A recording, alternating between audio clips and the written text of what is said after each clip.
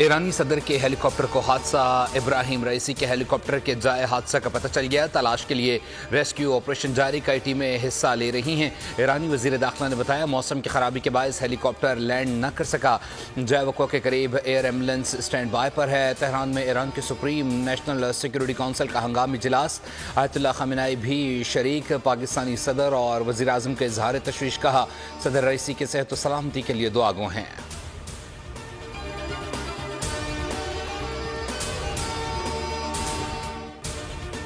NA 148 Multan में ज़िमनी election, वोटों की गिनती जारी। सुन्नी इत्तेहाद कौंसिल के तैमूर मलिक और पीपल्स पार्टी के अली कासिम गिलानी मद्दे मुकाबिल।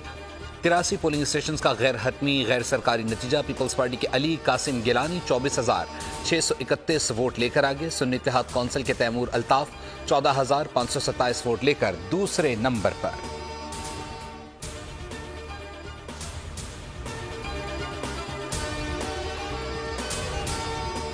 हीट वेव के पेश नज़र सिंध भर में इंटरमीडिएट के इम्तहानात मुलतवी। वज़ीर आला सिंध ने minister universities and studies board की सिफारिश पर मंजूरी दी। इंटरमीडिएट के इम्तहानात 22 मई के बजाय अब 27 मई से शुरू होंगे। यूनिवर्सिटीज़ एंड बोर्ड ने इम्तहानात की तारीख तब्दील करने का नोटिफिकेशन जारी कर दिया।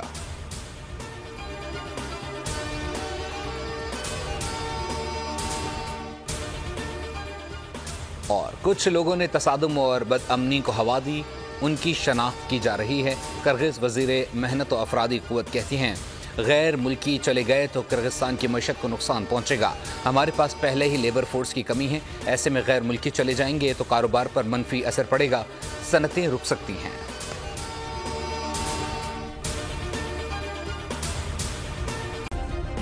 सब्सक्राइब करें और बेल दबाएं ताकि कोई खबर रह न जाए।